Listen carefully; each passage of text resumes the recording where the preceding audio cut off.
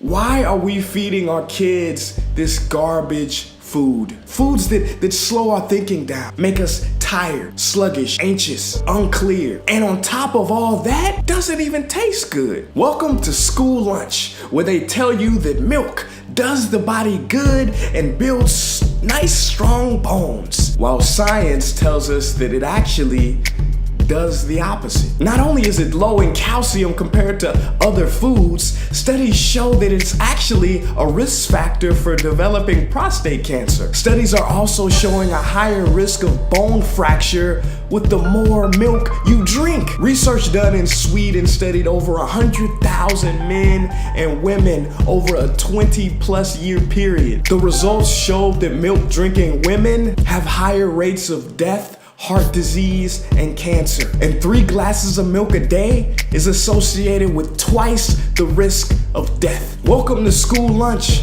where the closest thing you get to a vegetable is pizza because of the tomato paste. Look, when we talk about food and its effect on a student's success, there is no debate.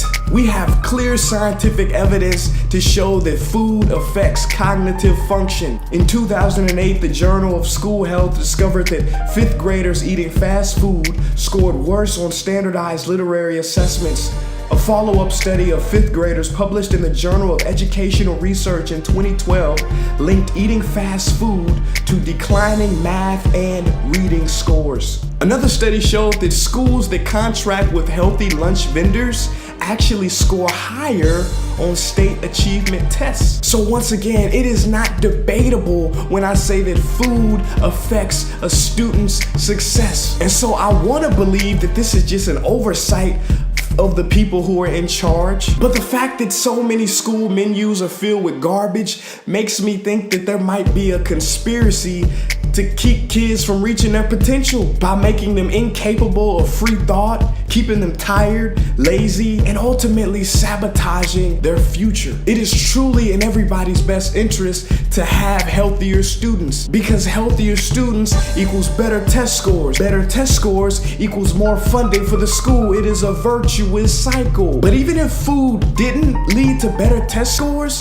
which it does, isn't it worth teaching children good habits and good food choices so that when they become adults, they know how to be healthy and don't have to live a life suffering with obesity, cancer, diabetes, strokes, these preventable diseases that are wreaking havoc on our world today? What better opportunity than to teach young people while they're young proper nutritional habits? And look, eating healthy doesn't mean students have to eat dry, tasteless vegetables. Contrary to popular belief, healthy does not mean disgusting. We can make food healthy and taste good, and we can make food fun. Brian Wasnick of Cornell University conducted a study that showed that when you give cool names to things like vegetables, students are more likely to eat them. Names like X-ray vision carrots or power peas. Similar results have been found in adults too. A restaurant study showed that when